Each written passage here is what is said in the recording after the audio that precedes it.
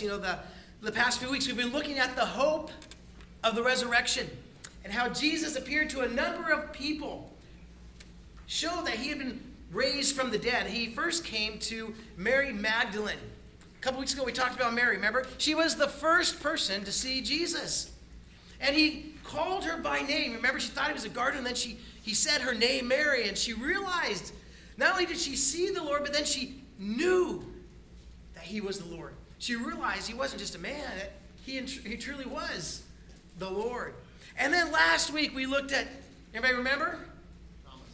Thomas. Some of you were here. I know there was more of you here. So he looked at Thomas, you remember? And Thomas, he wasn't with the other disciples when Jesus appeared to them the first time. And he said, no way Jesus is alive. I'm not going to believe it. I need to see the proof. And what happened? Jesus came to him and he showed him the proof. And we saw that he turned from a doubter to a believer as Jesus showed him that he was alive. To each one of these, he came and basically he said, I am risen. And so that's why today we proclaim, he is risen. He is risen indeed. Yeah. And today we're going to look at one more person, one last person. We're going to finish up with Peter. Now, Peter was probably one of the closest friends of Jesus. Matter of fact, he was one of the closest friends of Jesus. And yet we'll see that even though Peter had actually seen Jesus 2 other times, there was still a lot of work to be done in Peter's life. There was something very important that Jesus was offering to Peter, and really, as we'll see today, that he offers to each one of us. And it's an important word. Restoration. Restoration. See, one of the purposes of Christ's resurrection was to restore us to a relationship with God. Because the truth is, every single one of us have a broken relationship with God at one time or another. There's many factors. Think about your own relationships with other people. Anybody had a broken relationship? Probably in some way, with a child or a parent or a best friend or a spouse. All kinds of things that can break our relationships, and certainly the same is true our relationship with God. Doubt, fear, failure, certainly our sin separates us from God. All these aspects separate us from the heart of our Heavenly Father. And yet, God doesn't want it to stay that way. God wants to restore each of us to a relationship, a real relationship with Him. And today we're going to look at the restoration of a man who literally, not figuratively, he literally denied Jesus. It wasn't just an attitude or a thought, but actually it was a 3-time curse-filled denial of Jesus. Do followers of Jesus curse? Well, Peter did. Didn't say what kind of curse word, but it says he cursed and said, I don't know that man. And the last time he did it, Jesus was watching him. Jesus saw him as he was being taken out of the Pharisees' trial that they had before him. And yet, Peter, we see here, was one of Jesus' closest friends. He's often mentioned in the inner circle, this inner circle of 3. And Peter was probably one of the closest of all the disciples. Matter of fact, he was one of the first that Jesus called to follow him. Back in Mark chapter 1, verse 16 to 18, it says this. This is 3 years earlier, okay? It says, as Jesus walked beside the Sea of Galilee, remember that sea, we're going to come back to there in a minute. He saw Simon, that was Peter's name before he became Peter, and his brother Andrew cast a net into the lake, for they were fishermen. And Jesus said, come follow me, and I will make you fishers of men. At once they left their nets and they followed Jesus. They had heard about Jesus. They'd seen some of his teaching, and they had some discussions, and now, after what Jesus did for them, basically, as we'll see and be reminded, basically, Jesus filled a boat full of fish for them. And they said, wow, okay, this must be the Messiah. And they decide to follow him. And yet, now, 3 years later, this same Peter, when he was faced with what he thought was his own arrest and maybe even his own death, denied even knowing Jesus. Denied him 3 times. And as I said, Jesus saw that final denial. And as some of you know in the Bible, it says that Jesus predicted actually in a crow, or a rooster crowed, not a crow. A rooster crowed when he did it. And Peter was reminded and saw exactly what he did. It must have broken the heart of Jesus. I mean, each one of us has probably had somebody that's broken our heart, right? Betrayed us in some way. Said something hurtful, betrayed you with their words or actions. This is what Peter did to Jesus. But it's for these actions that Peter did and for the actions that you and I do toward the Lord that he died on the cross. And that he rose from the dead so that we could be restored to a relationship with him. But here's something you all know. If you've been around very long, if you had any kind of relationship, is restoration is not easy. Right? On either side. Restoration is not always easy. It's quite difficult. But let's look at this process of how Peter was restored to the Lord. Look at John chapter 1. Look at 1 through 14 with me. It's on the screen as well, but if you have a Bible, I encourage you to look in your own. But it says, afterward, Jesus appeared again to the disciples by the Sea of Tiberias, also known as the Sea of Galilee. And here's how it happened. It happened this way. Simon Peter, Thomas, also called Didymus, Nathanael from Cana in Galilee, the sons of Zebedee, which were James and John, and 2 other disciples were together. And I'm going to go out fishing, Simon Peter said. And the other guy said, hey, we'll go with you. And so they went out and got into the boat. But that night they caught nothing. Early in the morning, Jesus stood on the shore, but the disciples didn't realize that it was Jesus. We kind of heard that in the past, haven't we? Mary Magdalene and others. But he called out to them and said, hey, friends, haven't you any fish? No, they answered. He said, hey, throw your net on the right side of the boat and you'll find some. When they did that, they were unable to haul the net in because of the large number of fish.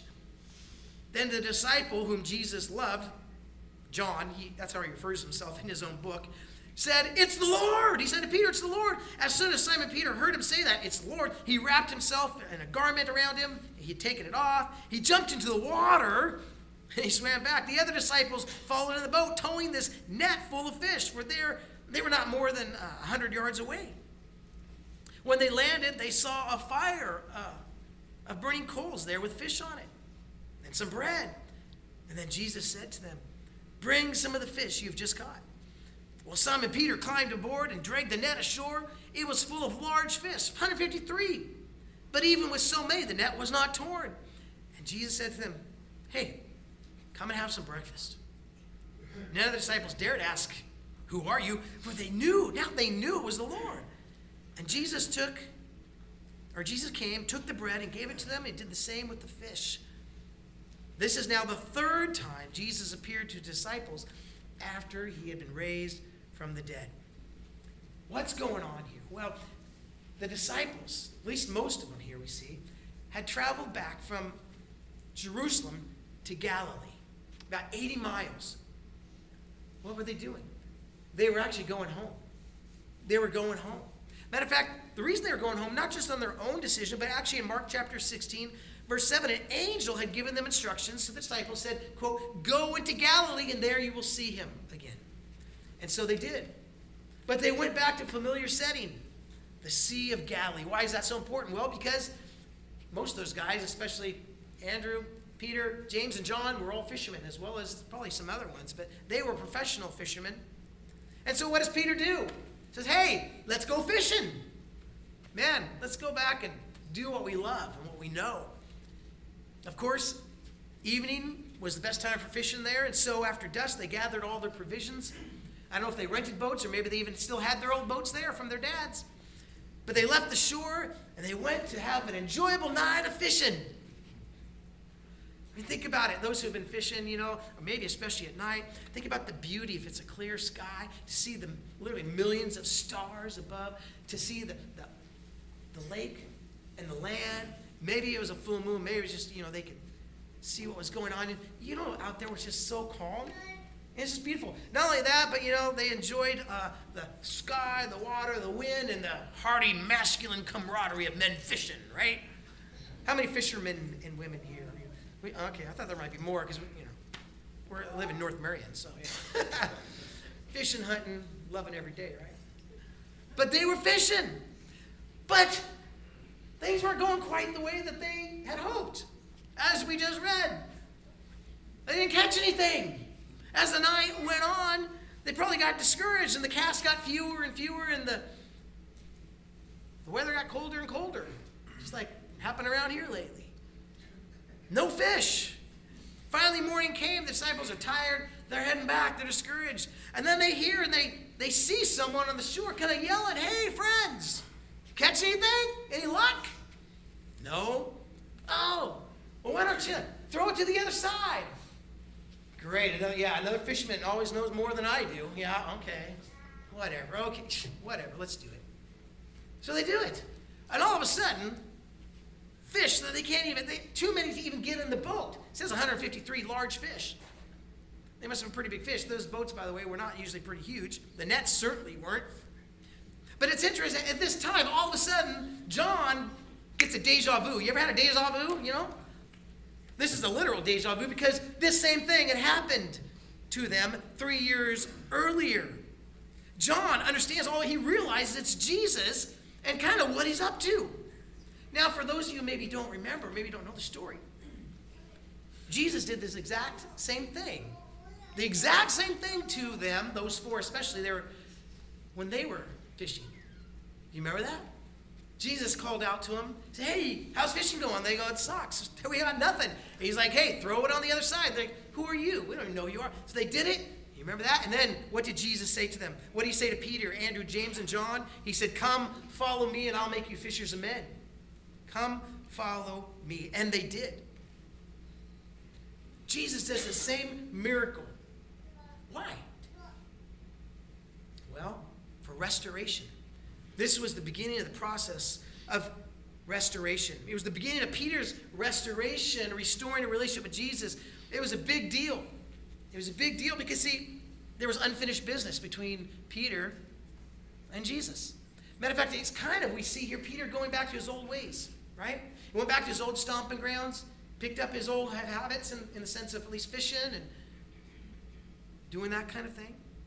Peter and the others kind of returned to their old life. It doesn't say how long they were there, but they were just doing what they knew, fishing. When they had first met Jesus, what were they doing? Fishing. 3 years earlier, they had heard Jesus call to follow them, and they did. And they'd been with him for 3 years. Been through a lot, however, in the last 2 to 3 weeks, right? They had deserted Jesus. They had doubted Jesus. Peter even denied Jesus 3 times.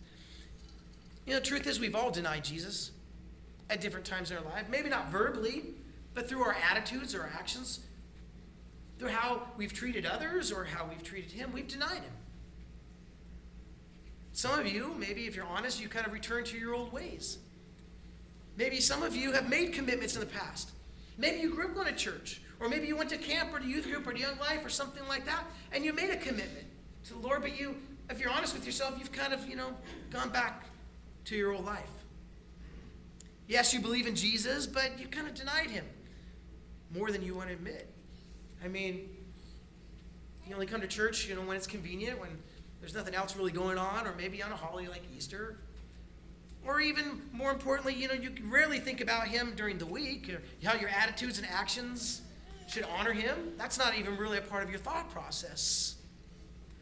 Or when things get busy or tough, you don't really look to the Lord for wisdom or advice or guidance, but rather you just kind of live life on your own terms. Gone back to your own life. Maybe your work comes first. Entertaining yourself is more important than following God. It takes priority over coming to church or growing in your relationship with God. Many people do that. Many people who have followed Jesus, like Peter, kind of go back to the old ways. Now, maybe you've not verbally denied Christ like Peter did, but in your heart, you've kind of said, I can do this life on my own. I can work and play and do whatever I want without God. But Jesus comes to Peter. See, here's the good news. Jesus comes to Peter and he comes to us and where you are, and he's saying to each one of us, remember your calling. Remember my calling to you. Yeah, you've received Christ. But are you following him? Are you following him? Or are you just going through the motions? Maybe you have deserted him like the disciples did when he was arrested. Maybe you've doubted him like Thomas did. Maybe you even denied him as Peter did. But he still loves you. See, that's the message of the gospel. That's the message of the resurrection, is there is hope. He still loves you. That's why he died on the cross. That's why he rose from the dead, to restore us to a relationship with God. He wants to restore us. Each one of you, wherever you're at, to a relationship with him. But you know, for some of us, and really for many people, there's something that holds us back, isn't there? And it's usually our past. It's something that you've done in the past that you think God can't forgive, that holds you back. It certainly was true for Peter. Let's continue. Chapter 21, verse 15 to 19. Look what it says. When they had finished eating, Jesus said to Simon Peter, "Hey, Simon, come on over here. Let's get away from the other guys. Let's talk." What does he say? "Simon, son of John, do you truly love me more than these?" "Yes, Lord, you know that I love you." Jesus said, "Feed my lambs." Again, Jesus said, "Simon, son of John, do you truly love me?" He answered, "Yes, Lord, you know that I love you." Jesus said, "Take care of my sheep." The third time he said, "Simon, son of John, do you love me?" Peter was hurt because Jesus asked him a third time, "Do you love me?" And he said, "Lord, you know all things. You know my heart. I know you know what's going on in my mind. You know that I love you." Jesus said, "Feed my sheep. I tell you the truth, when you were younger, you dressed yourself and went where you wanted to, but when you're older, you will stretch out your hands and someone else will dress you and lead you where you do not want to go." See, Jesus said this to indicate the kind of death by which Peter would glorify God. And then Jesus said to him, "Follow me. Follow me." I find it interesting, I don't know if you notice here, that Jesus didn't call him Peter. Did you notice that? I don't know if you noticed. He said Simon, son of John. That was his given name. That's the name his dad gave him. Jesus gave him the name Peter, which means rock. It was a new name that Jesus gave him. Maybe Jesus was calling Peter's attention to the fact that he wasn't exactly acting the way that Jesus had called him to, obviously. He wasn't acting as he had before. Peter might have assumed, like many of us would assume, that he was disqualified from following Jesus. I mean, denied him 3 times. Cursed, said, "I don't know him. I don't want to follow him." I mean, if we say that, we probably think there's no way God's going to bring me back. And yet, just the opposite here. He might have thought that he was disqualified. Maybe he thought, well, okay, I can have a relationship with Jesus, but certainly he's not going to use me. I mean, all this training I've had for the last 3 years that Jesus said I'm going to go and do these great things for him, that's out of the picture now. But I believe something Jesus wanted him to know and want all of us to know is something really important. And that is, don't let your past failures keep you from following Jesus in the future. Don't let your past failures keep you from following him in the future. There are so many people that I meet that say, I can't come back to God, or God's not going to accept me, or I can't do this ministry because I did this in the past. It's too easy to let your past failures keep you down, to define who you are and your future. Some of you are allowing that to happen in your life. It almost did that for a man named Roy Riegels. Not spiritually, but in his life. You see, Roy Riegels, this was a while ago, but it was a New Year's Day, and it was the Rose Bowl, okay? It was UCLA against Georgia Tech in the Rose Bowl. In that game, a UCLA player named Roy Riegels, he recovered a fumble. But as he, and actually there's been a couple other people who have done this, he kind of got confused, and he started running the wrong way. And he ran 65 yards to the wrong goal, until finally his teammate, Benny Lom, tackled him like at the 3-yard line. And he realized what he had done, and he was devastated. Well, UCLA, his team got the ball back, but they were in the 3, they couldn't move it, and they had to punt. The punt was actually blocked, and it ended up getting to safety anyway. And he was devastated, embarrassed. Well, it was almost halftime. And since that strange play happened right at the end of the first half, everyone watching was certainly asking the question, I wonder what Coach Price is going to do with Roy Riegels in the second half. Well, everybody went, all the players, teams went to the locker room. All the guys went and sat on the bench except for Roy. He found a corner, and he literally sat on the ground. He had a towel, put it over his head, put his hands in his face, and began to cry. He's so embarrassed, defeated. Well, you know, a coach often has a lot to say during halftime, right? Well, Coach Price didn't say anything to the team. Just let them stop and think about what they were doing. But as often happens, they come in and say, hey, you got 3 minutes to be back on the field. Coach simply said this, okay, man, the same team that played the first half is playing the second half. Let's go. Everybody went out to the field except for Roy Riegels. He's just still sitting there, hands in his face. Coach said, hey, Roy, did you hear what I said?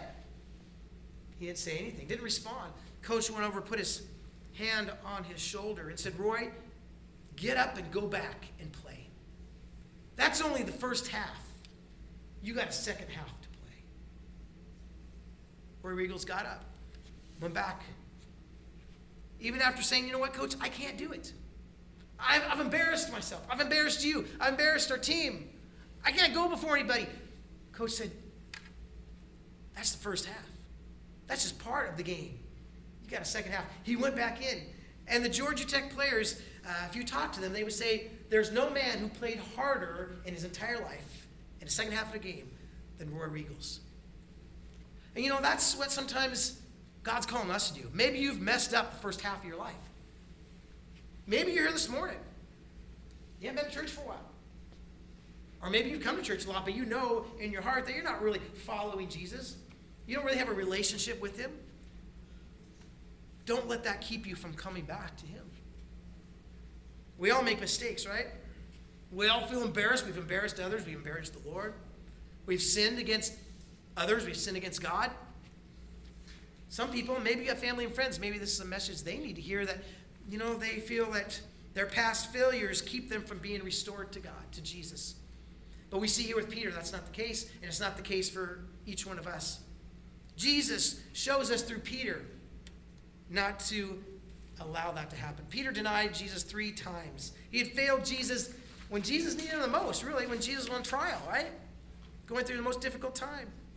And we see here, how does he do it? He comes to Peter and he asks him a simple question.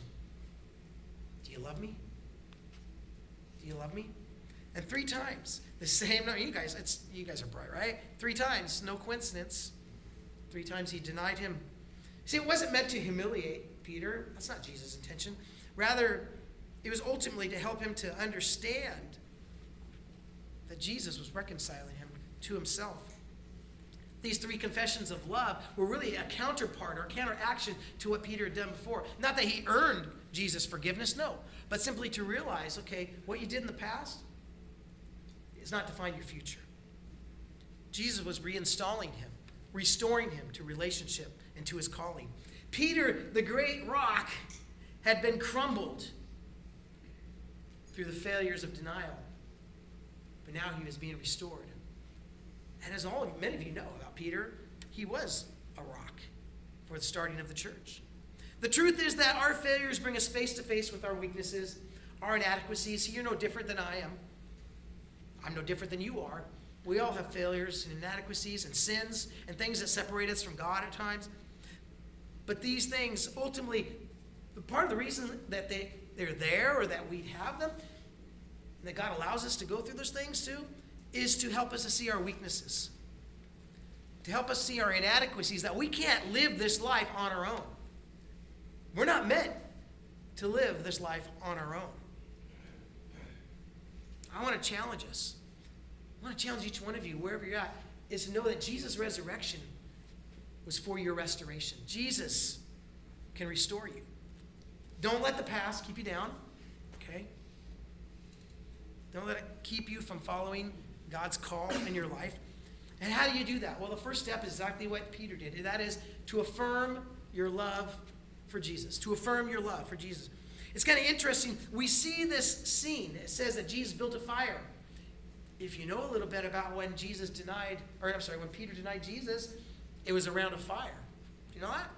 He was sitting around a fire. And they go, oh, wait, you got a Galilean accent. Don't you know that, Jesus? No. 3 times they're around a fire. I don't know if that's a coincidence or not. I don't think so. This fire is burning nearby. Peter's sitting there as reminded Peter of the same situation that had happened just a few weeks earlier. And now Jesus asks him the same question 3 times. No coincidence. Each time asking Peter to affirm his love for him. You see, the highest priority that God has for you is that you love him. Exactly what Charlene prayed for our church this morning. That we would be a people who love God and love each other. But he says to Peter, after all that's happened, Peter, do you love me? And it's interesting, the first time he asked the question, do you love me more than these? Do you love me more than these? Now, there's different, actually, ideas, interpretations. Well, who were the these? Was he talking about the other disciples? Probably, maybe. Because Peter was best friends. He had family in there, his brother. He had best friends who he grew up with, James and John. He had the other men that he was there. Do you love me more than your friendship with them? With your family? And that's a question for you when you talk about being restored. Do you love Jesus more than your spouse if you're married? More than your kids? More than your parents? More than your grandkids? I mean, I know as you get older, sometimes you love your grandkids more than your kids. It's just, some of your grandparents get this.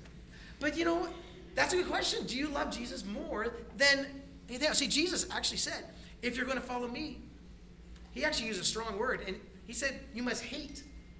Hate your father, mother, husband, wife. Well, it wasn't you have to literally hate them. He calls love. But in other words, he said, compared to how much you love me, it almost looks like hate because I am the one who created you. I'm the one who died on the cross and gave my life for you. Do you love me more than these? Other people believe that maybe Peter, or Jesus was referring to Peter's stuff that he had, his boat, his fishing net, the fish that he had caught, his occupation as a fisherman. Do you love me more than your identity over here? That's a good question for us. What's your identity? What's really the heart of who you are? For many of us, it's our occupation. Maybe it's you as a parent, your identity as a parent or a grandparent. Do you love me more than your job? Jesus asks us. Do you love me more than the money in your bank account, your retirement account? Do you love me more than your hobbies, than your activities, than your RV or your whatever it is? Again, none of those things are bad, right? I mean, Jesus doesn't want us to get rid of our family. Didn't say you got to get rid of your money and live on nothing. No. Do you love me more than these? Do you truly do that? Jesus was bringing Peter to a humbling. And see, that's before you can come to God, you have to humble yourself. You have to humble yourself. In all this, Peter doesn't make excuses. He doesn't make excuses. And he doesn't also say, well, look at them. They deserted you too. I mean, I know I did a bad thing, but I'm not alone. He didn't make excuses. We often do that. Well, I'm not as bad as that person. The truth is, each of us need to be humbled. Humble ourselves in order to truly say, yes, Jesus, I love you, and affirm our love. Peter says, I love you. And it was not for Jesus' sake that he asked him the question 3 times. It was for Peter's, right? So that he would see, I believe, this process of restoration. Maybe Jesus is calling you today to affirm your love. Do you really love him? How do we make our love for Christ the highest priority? Well, first of all, it's just being honest with yourself, okay? And about your level of love. I mean, first of all, do you really love him? Or do you just kind of believe in him? Oh, I'm so glad he died on the cross. I get to go to heaven now. Well, really? Secondly, we need to spend time with him. Anybody that you truly say you love, you're going to spend time with, right? Love his actions. Do you spend time listening, talking to Jesus during the week? Do you spend time learning from him about who he is and his calling in your life? Do you affirm your love for him? That's what Jesus wanted Peter to experience. He wanted him to understand. And he wants us to understand that we can be restored. But it must come from the heart. Okay? It must come from the heart. You see, we're called, like Peter was, the last words Jesus said to him, follow me. I was surprised he didn't say, and I think, follow me again, Peter. Maybe for some of you, he's saying, follow me again. At the end of the discussion of verse 19, he goes back to the most important thing that he'd ever done for Peter. And really for us, he says, follow me. You see, it's a renewed call to daily restoration, not just once a year, twice a year, or even once a week. It's a daily restoration and relationship with the Lord. He gave him that same calling back in Mark 1 where he said, come follow me. And at once they left the nets and followed him. So God's calling you, I believe. That's just part of why you're here. I don't really, it's an accident. He's calling you. The question is, are you willing to follow Jesus unconditionally? Are you willing to follow him again, no matter the situation? But it's not just about following him. Something that Jesus also wanted to restore for Peter was to realize that that Jesus wanted to use him. Wanted to use him. After each of Peter's response, what did Jesus say? He says, feed my sheep. For Peter, God and Jesus called him to be a shepherd to the church, to share the truths of who Jesus was, to be restored to this calling. And for each of us, it's the same calling. It's different, but the same. He's calling each one of us. Many of you have been restored. You have a relationship with the Lord, but maybe some of you think, well, there's no way God could use me, what happened in my past. No. He wants you to reaffirm your love for him. And then he says to each of us, I believe also, feed my sheep. What do you mean sheep? Well, sheep are us, the church. He is the good shepherd. He calls his church sheep. Peter's calling was to serve, to be a shepherd, in a sense, under shepherd to people in the church. And it's the same for us.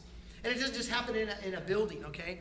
For Randy Robinson, it was his ability and his calling as a dental and craniofacial surgeon. He was a surgeon on the mouth and the face. He was a Christian. He asked this question. He said to the Lord, what would you have me do with the skills you've given to me? He wanted to be able to use them not just to make a living, but to be able to help other people as well. And the answer led Randy to the jungles of Vietnam, actually, a few years ago, where children and young people were grossly deformed from the effects of war, disease, and genetic effects or defects. Matter of fact, he started a ministry. I love this, his title, Face the Challenge. Face the challenge, because he literally changed people's faces and gave hope to boys and girls who otherwise had no hope. He repaired cleft palates, actually literally took eyes from the side of the head, put them back in straight.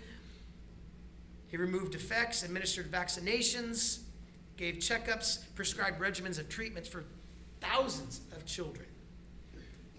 All in the name of Jesus. Now, of course, when he went there, the Vietnam government said, you can't talk about Jesus.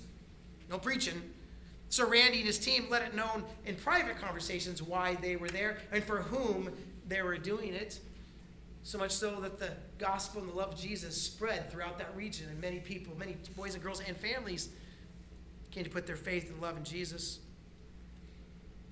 Now, you don't have to go to Vietnam, okay?